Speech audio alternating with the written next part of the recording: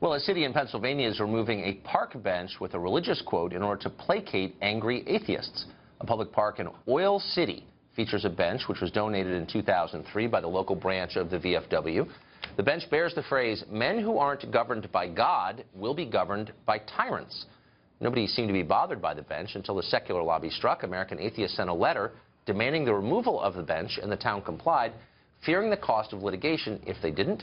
Amanda Knief is the National Legal Director of American Atheists, and she joins us tonight. Amanda, thanks for coming on. Thanks for having me. So people who aren't governed by God will be governed by tyrants. Aren't you the tyrant in this story?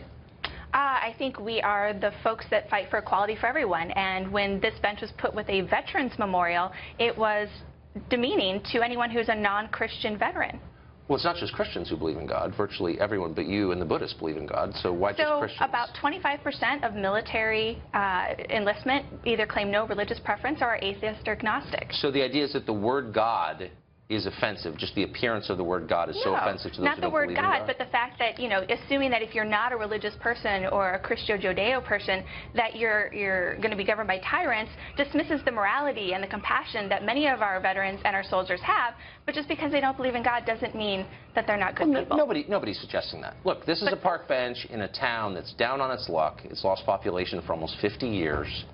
It's not a rich place at all. And you come in with a well-funded group and say, do what we want or we'll crush you in court. And they say... That is not what we did. Well, sure, that's what they say you did. Well, if you look at the first letter we sent, first of all, we got a complaint. It wasn't like we just went looking for this. Who was the complaint from? It was from a resident of the city. Who? I'm not going to say his name. He wants to remain confidential. So on the basis of an anonymous complaint, someone can come forward without even giving his name and just say, I don't like this. Well, we know their name, but then what we do is we research it. But don't the residents of... Look, you don't live in Oil City on a If we had gone to litigation, he would have come forward. They had a park bench. Okay, so one guy who doesn't even have the courage to stand up and reveal his identity gets to control the entire existence of this park bench in a city of 10,000. Covers what's going to be the bench.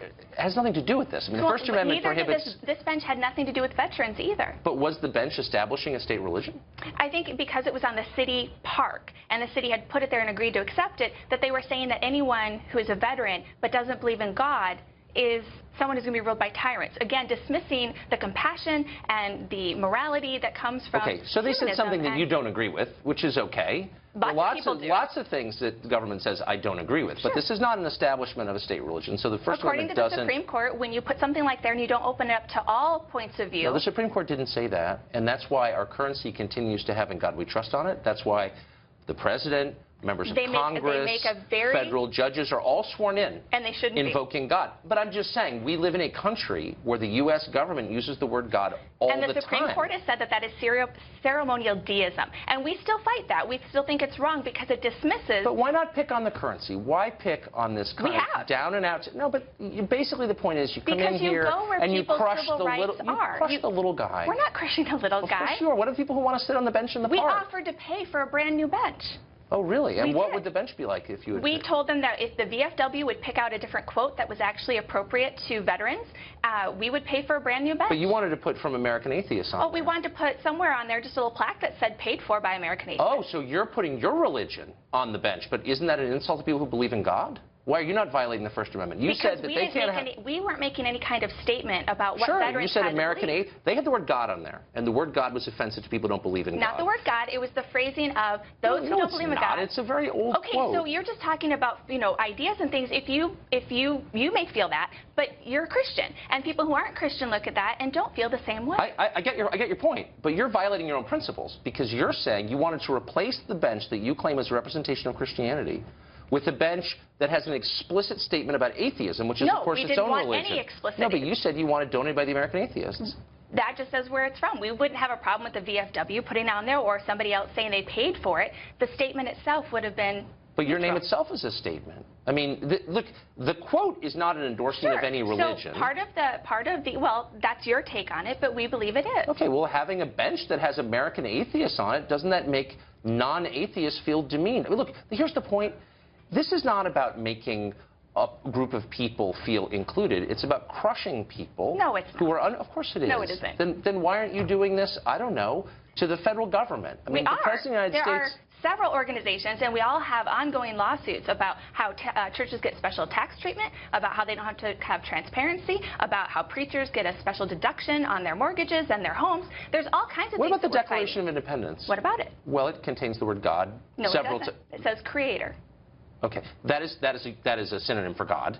In your mind. And so what? No, in the minds of the people who. It's a declaration of war. It's not our Constitution. Okay, but it is a founding document that is part of our secular religion here in the United States. The Declaration of Independence is like central to our history. It is. It's something that all school children learn about, or should. It is. And yet, it's got God all over it. It doesn't have God. It has creator just a couple of times. Come on now. Let's not. We're adults here. God, creator, deity, it's the same thing. Okay, but when they did our Constitution, they left God out of it. Okay, but I'm just saying, they kept it in the... But do you think that the Declaration shouldn't be stored in the National Archives? I think it has historical value, but I think we also need to recognize that the people who wrote it back in the 1700s had very different views than we do and had a very different understanding of the world. Okay. I mean, If you saw a swing set, if there was a swing set in Oil City, Pennsylvania that had a cross on it, someone carved a cross on it, Christian symbol, would you tell them to take it down? No. Why?